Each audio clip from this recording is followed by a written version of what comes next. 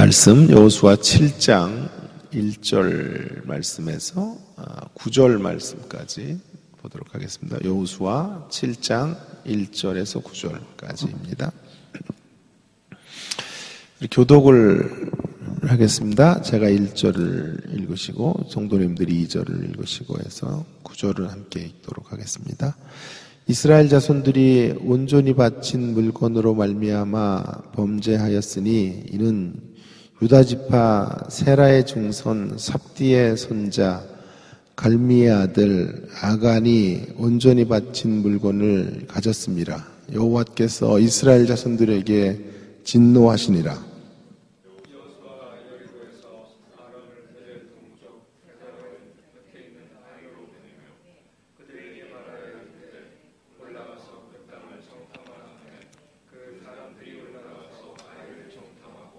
여호수아에게로 돌아와 그에게 이르되 백성을 다 올라가게 하지 말고 2-3천 명만 올라가서 아이를 치게 하소서. 그들은 소수이니 모든 백성을 그리로 보내어 수고롭게 하지 마소서 하므로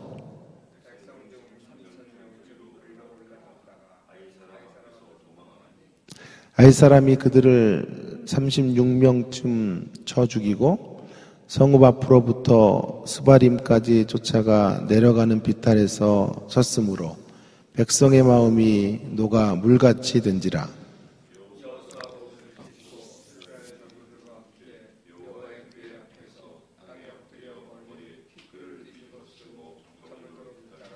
이르되 슬프도소이다. 주 여호와여, 어찌하여 이 백성을 인도하여 요단을 건너게 하시고 우리를 아모리 사람의 손에 넘겨 멸망시키려 하셨나이까.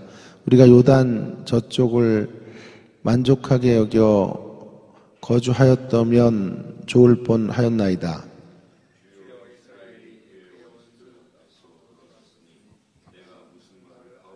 함께 읽습니다. 가나안 사람과 이 땅의 모든 사람들이 듣고 우리를 둘러싸고 우리 이름을 세상에서 끊으리니 주의 크신 이름을 위하여 어떻게 하시려 하나이까 하니. 아멘. 오늘은 우리 두 개의 아와 심에 대하여 좀 생각을 해보려고 합니다. 여리고를 6장에서 함락을 합니다. 그리고 승기를 잡았습니다.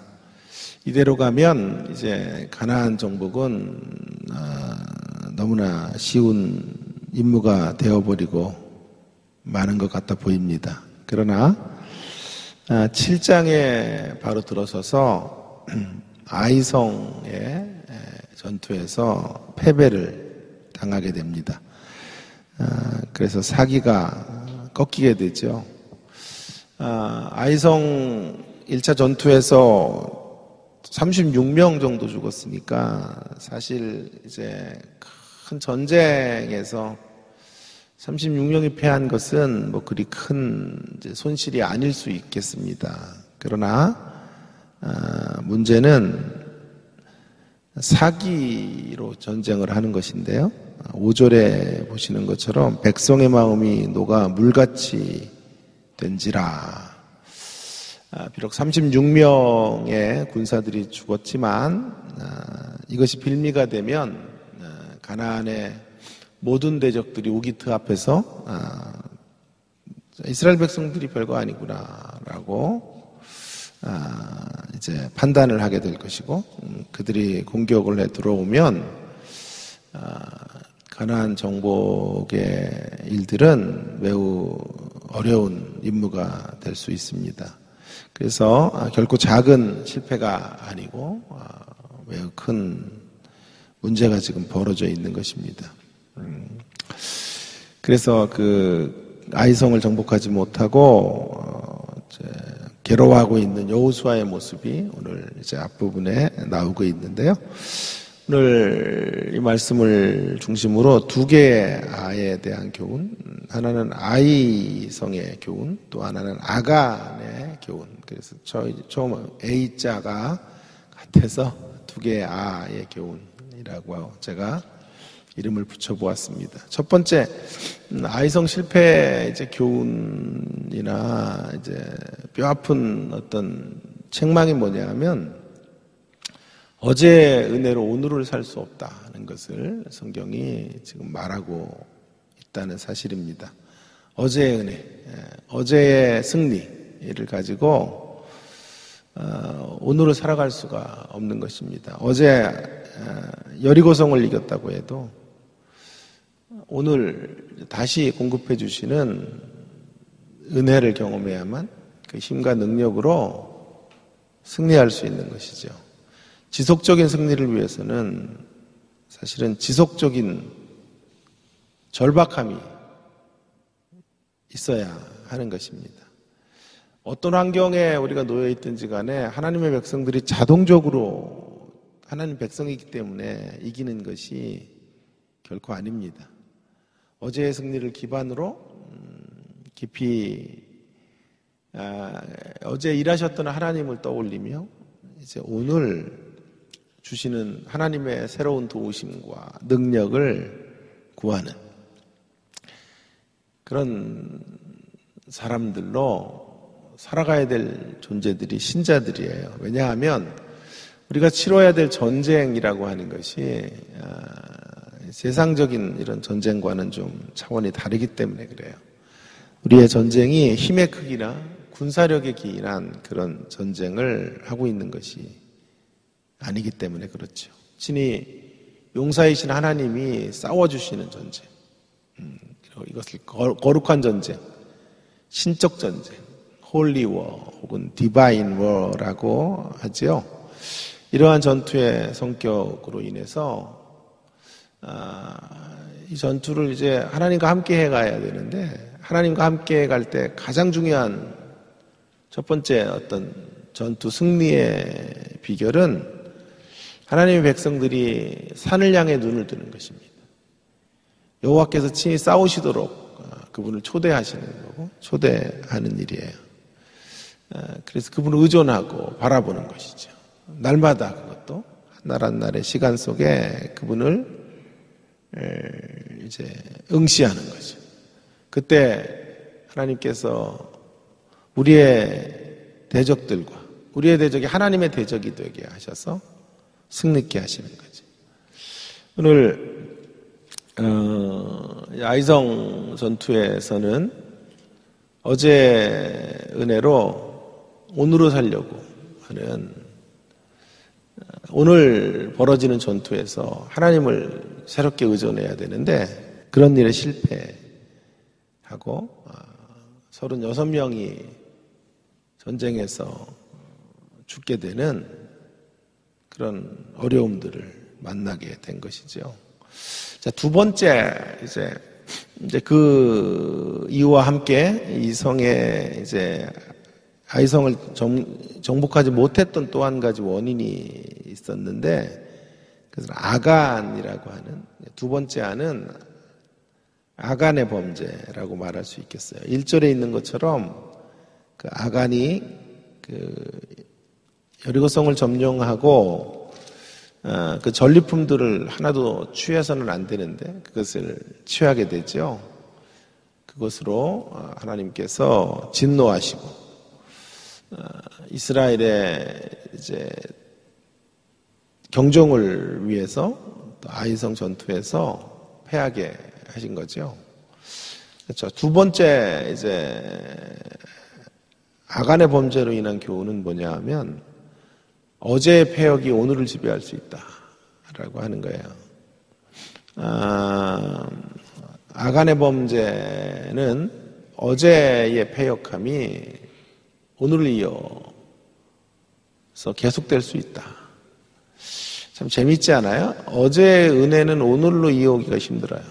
그런데 어제의 패역은 자동적으로 오늘로 이어져 올 수 있다는 것을 성경은 경고하고 있는 것을 보게 됩니다. 그래서 참 신자로 이 땅을 믿음으로 살아간다는 것이 참 그래 만만한 싸움이 아니에요. 굉장히 어려운 일이죠. 우리는 25절을 보면서 7장 25절로 한번 좀 가보면요. 여호수아가 이제 다시 아이성 전투에서 심기일전에서 승리를 하고 이제 아간을 심판하는데요. 그 아간을 심판할 때, 그 아간의 모든 이제 가족들을 한번 24절 이하에서부터 보시면 다 죽여요. 너를 괴롭게 해서 온 이스라엘이 그를 돌로 치고 물건들도 돌로 치고 불살랐지요. 그리고 그것을 돌무더기라고 하는 아골골짝, 그래서 그 돌까지 아골골짝이다 이렇게 말을 하고 있어요. 24절에는 아간만 잡은 게 아니라 그 범죄에 그의 아들들과 딸들이 연루됐던 것 같아요. 그래서 그들 모두가 아골골짜기로 끌려오게 되고, 그들이 함께 이제 멸망을 당하는 그런 일들이 심판이 벌어지게 된 거예요. 정말 하나님이 대노하셨던 사건, 아간의 범죄라고 말할 수 있는데요. 이런 질문을 우리가 풀어보면 좋겠어요. 죄에 비해서 대가가 너무 혹독한 것이 아닌가. 만일 아간과 그의 자녀들까지 이렇게 돌무더기가 되었다면 너무나 그들의 잘못에 비해서는 심판이 가혹하지 않은가, 이런 생각을 하게 될 거예요. 또 한 번도 말씀을 드렸지만 이번 한 번의 죄인데 하나님께서 이렇게 중징계 정도가 아니라 집안을 멸하시는 이런 심판을 하실 수 있는가 하는 질문이 생길 수 있을 거예요. 이런 게 이제 성경의 이제 어려운 대목인데요. 어떻게 풀어야 할까요? 이런 이제 동일한 이야기가 우사의 이야기에서도 등장을 하죠. 우사가 법궤가 움직이니까 손을 대었죠.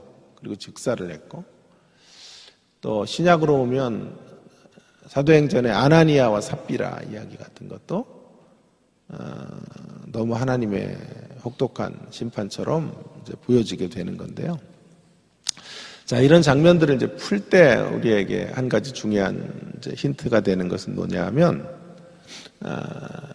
그들의 어떤 그 원인들의 장면, 그러니까 그들이 지속적으로 어떻게 살아왔는지 하는 것들에 대한 장면을 지금 클로즈업하고 있지 않다는 말이에요. 결과적인 장면만 지금 성경은 말하고 있는 거예요. 그래서 그러면 그들이 살아왔던 어제는 어떤 어제였을까 하는 것을 이 오늘의 결과를 보면서 유추하고 상상할 수 있어야만 이제 하는 것이죠. 그러니까 그들의 오늘의 심판은 어제의 패역이에요. 그 이전 날의 패역, 그들의 과거가 늘 이와 같은 형태였어요. 어제의 삶이 계속 이어진 거죠. 어제의 삶의 고리를 끊지 못하고 어제의 패역이 그들의 오늘을 지배하는 것이다. 이렇게 볼 수가 있겠습니다. 그래서 결론적인 그림, 장면만 성경이 부각하고 있는 것이죠.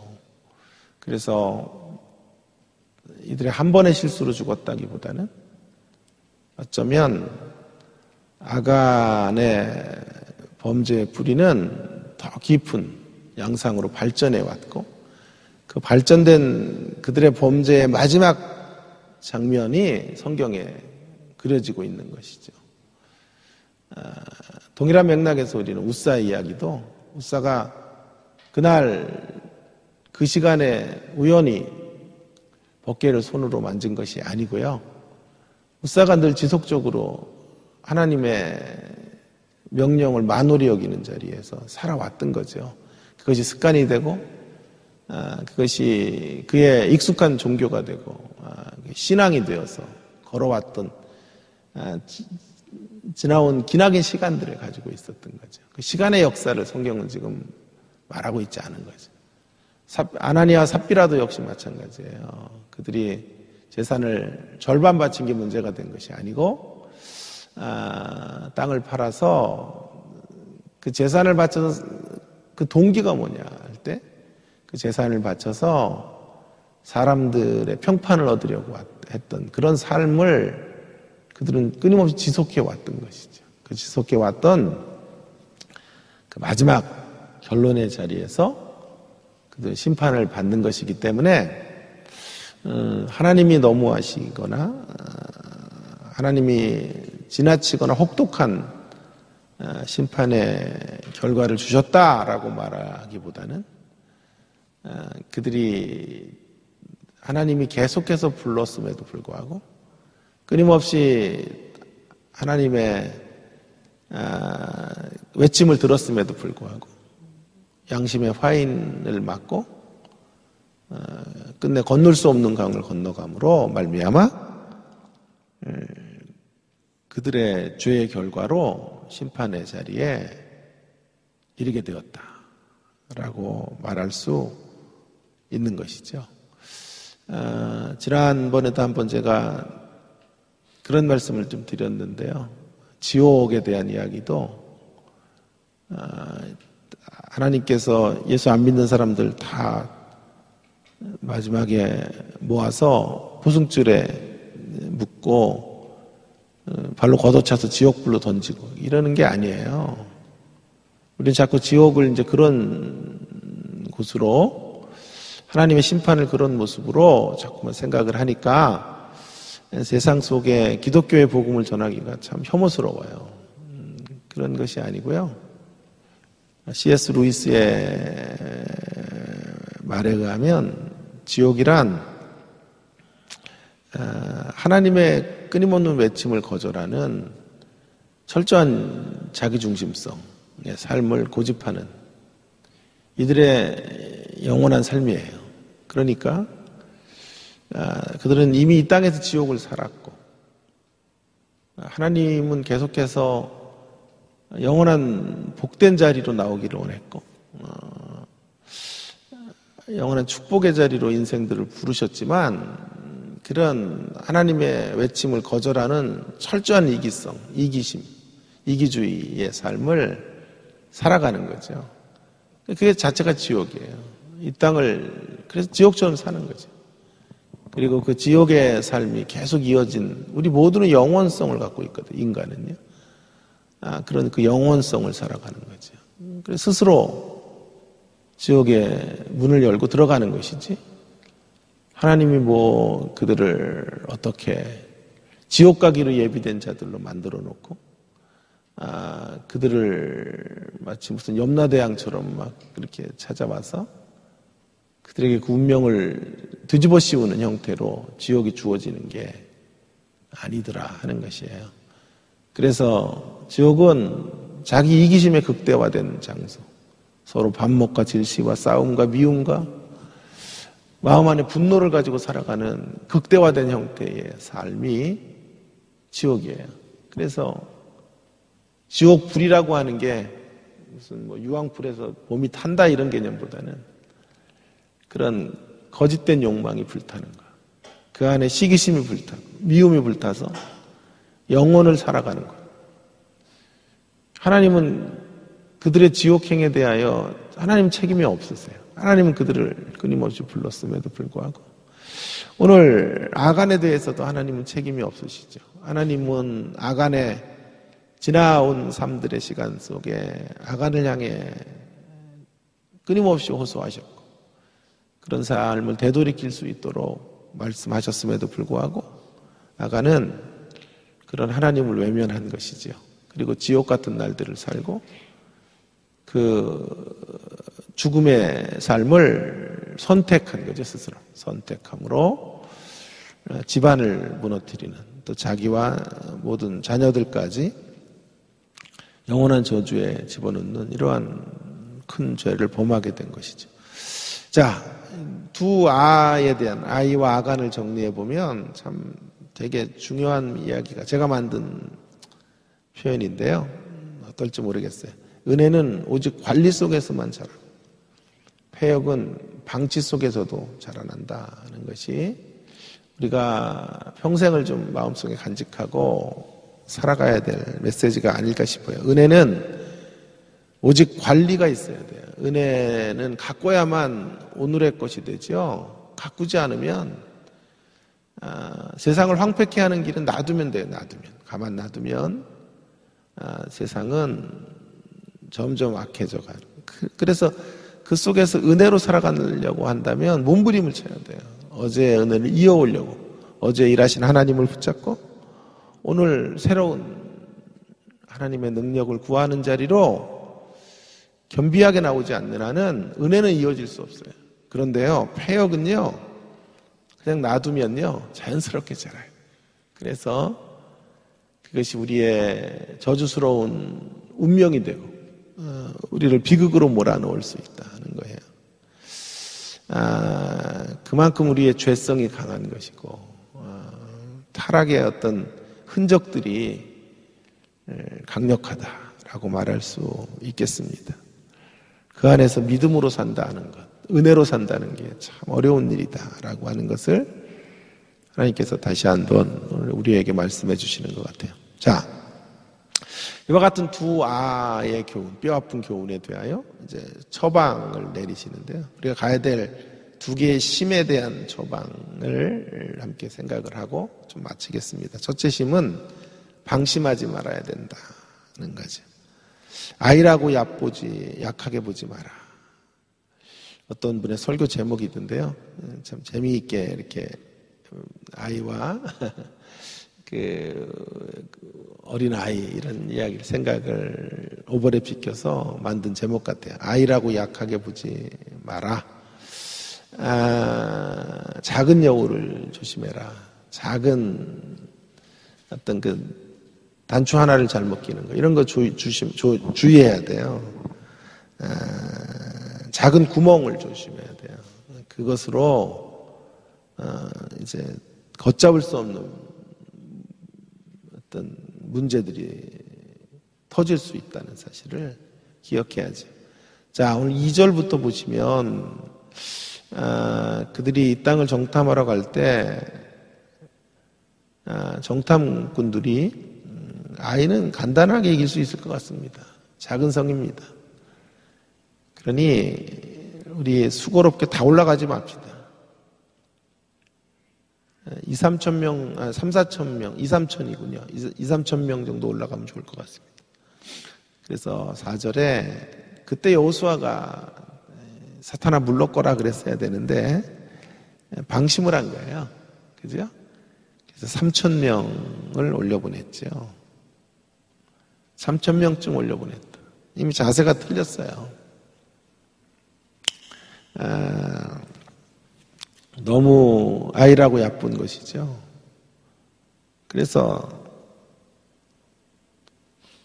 36명이 죽은 거예요. 방심이 얼마나 큰 문제인지. 자, 그런가 하면 오늘 조금 빨리 마칠게요. 또 하나는 초심으로 돌아가야 된다. 초심.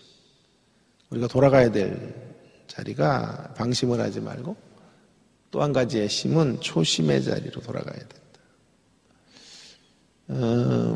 사실은 여호수아가 이렇게 방심해서 36명이 죽고 옷을 찢어요. 너무 비통해하고 하나님을 원망해요. 여호수아가 이렇게 하나님을 원망하는 모습을 참 처음 보는 것 같아요. 하나님 이러시려고 우리를 여기까지 인도하셨냐고. 사실 하나님도 참 힘들어요. 지들이 잘못하고 하나님 동네 북이라 뭐 일이 안 풀리면 하나님께 모든 문제를 떠넘겨요. 그리고 여호수아가 다시 일어서는데요. 참 중요한 모습들을 보게 돼요. 그들이 돌아갔어야 될 초심이 뭐였냐 하면 지난번에 한번 제가 말씀을 드렸는데요. 뭐가 없냐 하면 여기 단어에 아침에 일찍 일어났다는 단어가 없어요. 그 앞에 요단을 건널 때 3장 1절에 한번 보시면 여호수아가 아침에 일찍이 일어났다라는 구절이 있고, 여리고성을 점령할 때는요 2번에 걸쳐서 12절과 15절에 보면 여호수아가 아침에 일찍이 일어나 제사장들이 여호와의 궤를 매게 했고, 15절에도 보시면 7째 날에는 여호수아와 모든 백성들이 일찍 일어나서 전과 같은 방식으로 7번 돌았어요. 그러니까 요단을 건널 때와 2번의 큰 이런 어떤 하나님의 역사를 경험할 때 모두 그들은 아침에 일찍 일어나 전력을 다했죠. 전심을 다하여 하나님의 역사를 기다렸죠. 하나님의 도우심을 간구했단 말이에요. 그런 초심의 마음들이 있었는데 그런 마음들로 서지 못해요. 그래서 3절부터 여호수아가 오늘 7장 3절에 4절에 아침에 일찍 일어났다라는 구절이 없어요. 3절과 4절만 보면 무엇을 잘못했는지 3,000명쯤 올라갔는데 뭐가 잘못인가 그럴 수 있는데요. 여기서 중요한 것은 3,000명쯤 올라간 것이 있다는 게 아니라 무엇이 없는가가 중요해요. 무엇이 없냐 하면 아침에 일찍 일어나서 올라갔다는 게 없어요. 초심을 잃었다는 거죠. 그리고 뼈아픈 실패를 경험하고 여호수아가 다시 초심으로 돌아가요. 그래서 6장 12절에 다시 보시면 이제 다시 한번 아이성 전투를 이제 하려고 해요. 그때 어떻게 하냐 하면요. 7장 16절이죠. 7장 16절에 여호수아가 2번째 공격을 할 때는 어떻게? 아침 일찍 일어나서 이스라엘을 그 지파대로 가까이 나오게 하고 하여튼 유다 지파가 뽑혔다. 이렇게 이야기를 하는 거죠. 아침에 일찍이 일어나는 여호수아의 모습을 회복하고 있는 거죠. 초심으로 돌아갔다는 거예요.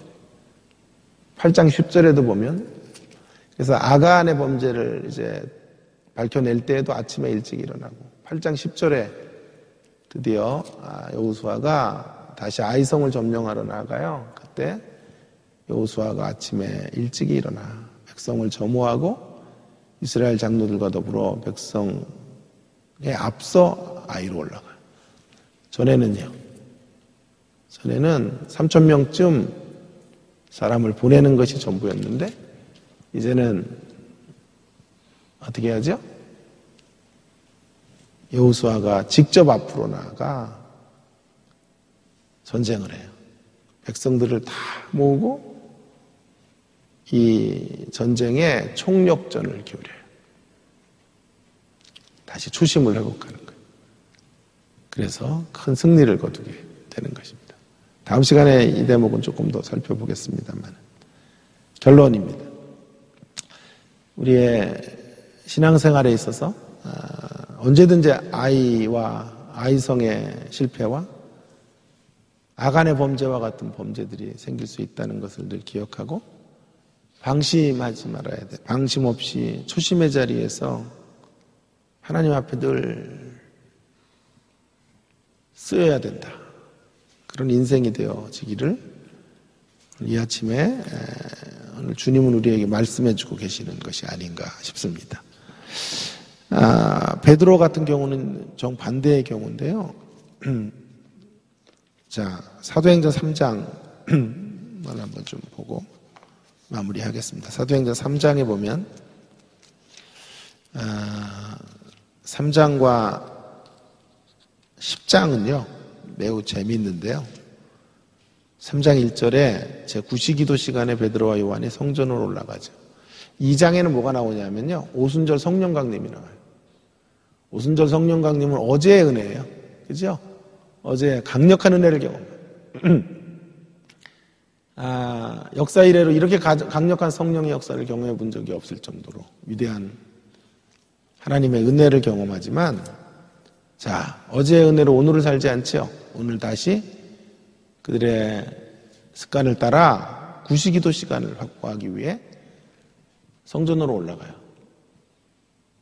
어제 은혜를 자동적으로 이어가는 게 아니에요. 다시 오늘 새로운 한날을 위한 힘과 능력을 공급받기 위해 구시기도 시간을 확보하고 있는 거죠. 성전에 올라갈 때 거기 안진뱅이가 있어요. 그리고 그 안진뱅이를 고치게 되는 역사를 어제 오순절 성령 강림을 한 게 아니고 오늘의 구시기도 시간을 새롭게 확보함으로 이루어낸 거예요.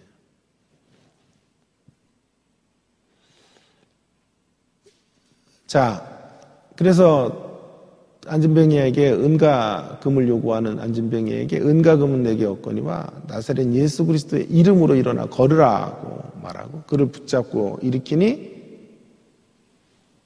그가 발과 발목에 힘을 얻어서 일어나 걷게 되는 놀라운 능력을 이루어내는 거죠. 그런가 하면 이 구절이 또 한 번 반복이 되는 것이 10장인데요. 10장으로 하면 사도행전 10장으로 가면요. 고넬료에게 이제 찾아가게 되는 장면인데요. 이방인 선교의 이제 첫 시작이 고넬료를 이제 하나님의 사람으로 인도한 건데요. 고넬료 앞에 갈 때 편견이 있어요. 아직까지도 베드로에게. 그래서 인간적으로는 못 갔는데 하나님의 계시를 받게 되는데요. 그 계시를 어떻게 받게 되었는지를 성경은 이렇게 말해요. 10장 9절에 보면 이튿날 그들이 길을 가다가 그 성에 가까이 갔을 때 그때 베드로가 기도하려고 지붕에 올라가니 그 시각은 제6시더라. 제6시더라. 베드로는 철저하게 어제의 은혜로 오늘을 살지 않아요. 오늘의 은혜를 붙잡고 살아가는 거예요. 이스라엘 백성들은 3시기도 시간, 6시기도 시간, 9시기도 시간을 확보했다고요. 베드로는 성령의 충만함을 경험한 사람이지만 하나님의 역사 속에 늘 초심을 잃지 않고 9시기도 시간에 하나님 앞에 올라가고 3시기도 시간에 지붕에 올라가서 기도하는 중에 하나님의 환상을 보게 돼요. 그리고 하나님의 뜻을 분별하게 돼요. 고넬료를 형제로 받아들이고 하나님의 언약 백성의 자리에로 이끄는 위대한 일에 쓰여지게 되었던 것을 보게 됩니다. 이것이 우리의 모습이 되어야 하겠습니다. 어떤 분들은 이렇게 말해요. 기도를 해야 된다 이렇게 얘기를 하면 삶이 기도다 이렇게 말해요. 수작 떠는 거예요. 그냥 삶이 기도다. 기도 안 하는 사람들이 하는 변명이 내 삶 자체가 기도인데 무슨 특별한 시간이 필요하냐. 24시간이 다 기도가 돼야지. 그럼 왜 24시간이 다 기도인데 베드로는 6시기도와 9시기도 시간을 확보했을까요? 그런 분들에게 제가 늘 그런 수작을 부리는 분들에게 제가 늘 하는 말이 있어요. 삶이 기도라고 하지 말고 삶을 위한 기도를 드려야 된다 하는 게 이제 제가 주는 권면이에요. 삶이 기도라고 하지 마시고 삶을 위한 진지한 기도를 능력 있게 살기 위해 허무에 굴복하지 않고 이 세상에 붙들려 살아가지 않고 하나님께 붙들려 살기 위해 우리는 시간을 정해놓고 규칙적으로 하나님 앞에 나아가는 삶을 위한 진지한 기도를 드려야 돼요. 삶을 위한 진지한 기도를 드리는 사람만 초심을 잃지 않고 하나님의 역사 속에 강력히 붙들려 사용되어지는 인생이 되는 거예요. 베드로와 우리의 차이가 뭘까요? 베드로는 하나님의 이름을 선포해요. 우리도 그것은 차이가 없어요. 하나님의 이름을 선포하지. 근데 우리에게서는 능력이 나가질 않아요. 근데 베드로에게는 하나님의 이름이 선포될 때 안진뱅이가 발과 발목에 힘을 얻어요. 능력의 차이인 거예요. 그 능력의 차이는 어디서 만들어졌나요? 절박한 기도에서 만들어져요.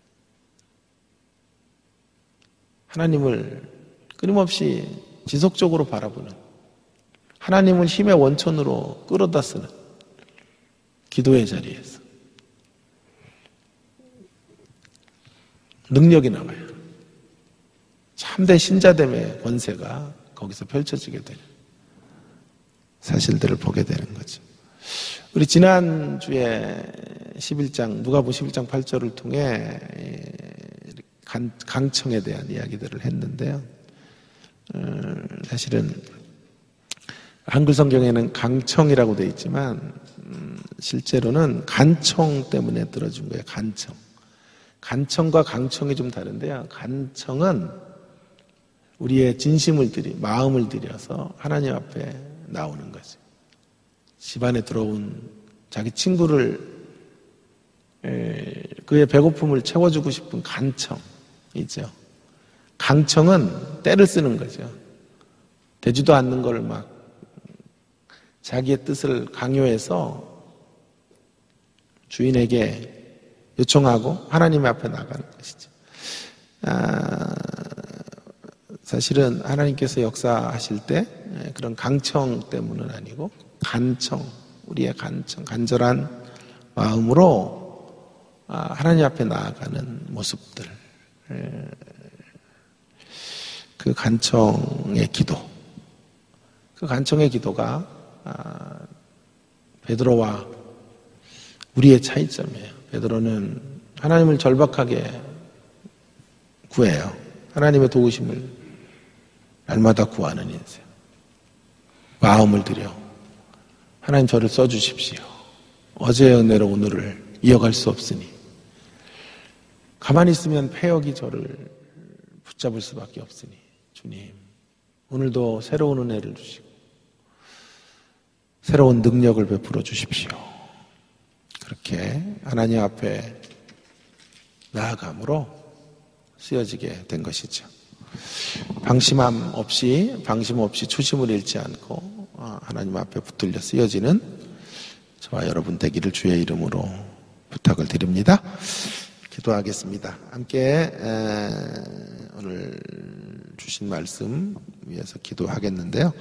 오늘 이제 특별히 우리가 식사를 이렇게 국밥을 이렇게 먹기로 해서요. 해장국을 지금 15분입니다. 30분 정도까지 우리 기도하시고 30분 정도에 밑에서 1층에서 만나서 함께 식사하러 가도록 그렇게 하겠습니다.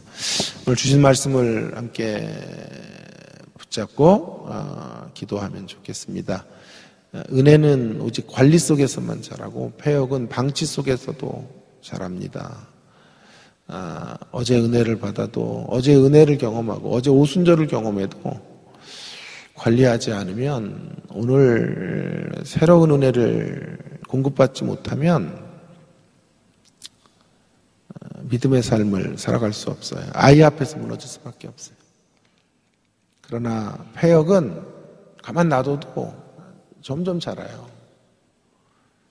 그래서 우리가 늘 하나님 앞으로 초심을 잃지 않고 방심하지 말고 걸어 나오는 아침에 일찍이 일어나는 신앙의 자세를 갖는 그런 저희들의 모습이 되어야 하겠습니다. 베드로는 바로 그 사실을 알았던 것 같아요. 그래서 오순절을 경험하고도 초심을 잃지 않는 자리, 구시기도 시간과 육시기도 시간을 확보함으로 그 기도 시간마다 역사가 이루어지고 안진뱅이를 일으키고 고넬료를 교회 가운데 이끄는 놀라운 일에 쓰여졌던 것을 보게 됩니다. 우리도 이런 인생의 길을 걸어가야 되겠습니다. 초심을 잃지 않고 끝까지 주님 앞에 푸르게 붙들려 쓰여지는 인생이 되기를 위해서 통성으로 한 1분 정도 기도하겠습니다. 기도하십시다. 하나님 아버지 은혜를 감사합니다. 주께서 오늘도 저희들에게 귀한 생명의 말씀을 주시고 하나님 아버지 아이성의 이 전투의 교훈들을 통해서 하나님 아버지 아이성의 실패의 모습을 통해서 우리 자신들을 되돌아볼 수 있도록 도와주셔서 감사합니다. 아이라고 얕보지 말라. 하나님 주시는 귀한 교훈을 하나님 받으며 하나님 아버지 주여 어제의 은혜로 오늘을 살아갈 수 없는 사람들임을 철저히 깨닫고 하나님 아버지 어제의 배역이 오늘로 이어질 수 있고 오늘의 우리의 삶을 지배할 수 있음도 기억하며 하나님 아버지 은혜는 오직 관리 속에서만 꽃피우게 되고 하나님 아버지 배역은 방치 속에서도 무럭무럭 자라는 것을 알게 하셔서 언제나 은혜의 심령 은혜 안에 강한 자들이 되기 위하여 몸부림치며 주 앞으로 나아가는 주의 백성들이 되도록 함께하여 주시옵소서. 은혜로 하나님 붙들리게 하시고 은혜 안에서 늘 승리의 길을 걸어가는 주의 백성들이 되도록 함께하여 주시옵소서. 하나님 아버지 분투하되 은혜 안에서 분투하며 주의 이름을 부르며 나아가는 주의 백성들로 주님 우리가 설 수 있도록 주여 역사하여 주시고 인도하여 주옵소서. 함께해 주시기를 원합니다. 도와주십시오. 연약합니다. 방심치 말고 교만치 말고 하나님 아버지 우리가 초심을 잃지 않는 가운데 하나님 앞에 붙들려 쓰여지는 귀한 인생이 되기를 원합니다. 아침에 일찍이 일어나는 삶의 습관들을 갖고 경건의 습관들을 갖고 하나님 앞에 나아가게 하시고 늘 말씀을 가까이 하고 기도의 무릎을 꿇으며 삶을 위한 기도를 진지하게 드리는 하나님의 백성들로 설 수 있도록 은혜를 베풀어 주옵소서. 역사해 주옵소서. 계속해서 우리 교회를 위해서 또 우리 리더십에 서 계신 우리 목사님들과 장로님들을 위해서 우리 권사님들을 위해서 또 우리 교회 주일 예배를 위하여 기도해 주시고 예배에 수종드는 모든 분들을 붙잡아 달라고 함께 기도하도록 하겠습니다. 우리 교회가 방심치 말고 늘 초심으로 돌아가 처음 주님 주신 처음 사랑을 가지고 처음 주님 만났던 그 십자가의 감격을 가지고 또 처음 교회를 시작할 때 가졌던 그 설레임과 그 하나님을 향한 순수했던 마음들을 늘 가지고 교회를 세워가는 모든 지체들이 되기를 위해서 은혜 안에서 어제 은혜로 머무는 게 아니라 은혜 안에서 오늘 강한 자가 돼요. 은혜 안에 강한 자들이 세워지는 그런 주님의 십자가 교회가 되기 위해서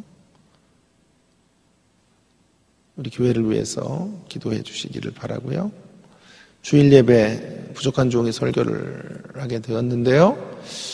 하나님의 말씀을 예리한 검과 같이 그렇게 하나님의 말씀을 전하고 그 예리한 검으로 심령의 폐부를 찔러 쪼개며 하나님의 말씀이 흥하게 되는 그런 주일의 예배의 시간이 되기를 위해서 또 말씀 사역이 되도록 기도해 주시기를 바랍니다. 예배에 수종드는 모든 분들 위해서 기도해 주시고 우리 세 분의 장로님들 한 분 한 분을 하나님 붙잡아 주시고 이분들의 헌신을 통해 교회가 더 아름답게 성장해 가기를 위해서 또 우리 믿음의 어머니들 우리 권사님들 그분들의 기도와 수고와 헌신이 우리 교회를 세우는 미랄이 되도록 하나님 도와달라고 함께 기도하기를 원합니다. 특별히 우리 가운데 연약한 지체들을 위해서 기도해 주시고 또 산불로 인해 피해를 본 많은 국가적 재난 어떤 그런 상태라고까지 말하고 있는데요. 하나님께서 피해를 보신 많은 분들을 위로해 주시고 속히 모든 것들이 진화되고 복구될 수 있도록 하나님 긍휼히 여겨달라고 함께 동성으로 같이 기도하고 마무리하고 마치겠습니다. 기도하겠습니다. 하나님 아버지 감사합니다. 하나님 아버지 우리를 교회로 불러주셨는데 초심을 잃지 않고 하나님 아버지 우리를 교회로 부르셨을 때 주님의 십자가 교회로 부르셨을 그 첫 사랑 주님을 향한 첫 마음을 회복하고 하나님 아버지 우리가 하나님 앞으로 돌아가는 심령들이 되어지기를 간절히 원합니다. 아버지 하나님 도와주시고 아버지 하나님 그런 조심의 마음으로 주의 몸된 교회를 받드는 저희들이 되도록 함께하여 주시기를 간절히 원합니다. 주일 예배 붙잡아 주시고 하나님 능력 주셔서 예배가 하나님을 기쁘시게 하는 귀한 예배의 자리로 주님 우리가 주대되어지게 하시고 예배를 통하여 온전한 회복과 하나님의 말씀의 능력을 공급받는 귀한 시간이 되도록 함께하여 주옵소서. 주여 도와주시고 함께해 주셔서 주여 하나님의 뜻을 이루어가는 저희들의 공동체가 되도록 함께해 주시기를 간절히 원합니다. 함께해 주시옵소서. 도와주시옵소서. 어제의 은혜를 자랑하지 말고 오늘 주시는 은혜로 힘있게 살아가는 주의 백성이 되도록 함께하여 주옵소서. 하나님 아버지 오늘도 비록 적은 수가 모였지만 주님 앞으로 저희들을 이끌어 주셔서 생명의 말씀을 듣게 해주셔서 감사합니다. 은혜는 오직 관리 속에서만 자라고 폐역은 방치 속에서도 자라나는 것을 우리 평생에 간직하고 아버지 하나님 어제의 은혜로 오늘을 살아가려고 하지 않고 방심하지 말며 초심으로 돌아가 주의 뜻을 받들어내는 저희들이 되기를 간절히 소원하오니 그런 신자들로 주님 우리를 인도하여 주시옵소서. 오늘도 아침에 일찍 일어나 주님 앞에 나온 주의 백성들의 이 발걸음을 축복해 주시고 늘 처음 사랑과 주님을 향한 처음 열정들을 붙잡고 몸된 교회를 섬기는 저희들의 모습들이 되어지도록 함께하여 주시옵소서. 주님의 십자가 교회 은혜 위에 주님께서 세워주셨는데 은혜 안에서 강해지는 책임은 우리의 몫인 줄로 믿습니다. 날마다 은혜 안에서 강한 사람들로 후끈하게서는 주의 공동체로 빚어져 가도록 하나님 우리 교회를 복주시고 인도하여 주시옵소서. 주일 예배 하나님 강력히 임재하시는 예배가 되어지기를 원합니다. 특별히 말씀을 통해 우리의 마음밭을 기경하여 주시고 우리를 새롭게 하셔서 참 주님의 뜻을 분별하고 주의 영광 앞에서는 복된 예배의 시간이 되도록 함께하여 주옵소서. 우리 장로님들을 하나님 붙잡아 주시고 이분들의 사역을 통하여 교회가 더욱더욱 아름답게 든든하게 서가도록 함께해 주시기를 원합니다. 예배에 수종드는 모든 분들의 수고가 헛되지 않게 해주시고 산불로 인해 어려움을 당한 하나님 아버지 많은 사람들을 하나님 붙잡아 주시고 저들을 위로해 주시고 속히 모든 문제들이 회복되어질 수 있도록 함께하여 주옵소서. 개인 기도로 하나님 앞에 나아갈 때 함께해 주시고 우리의 기도를 들어주시옵소서. 예수님 귀하신 이름으로 간절히 기도 올리옵나이다. 아멘. 각자 한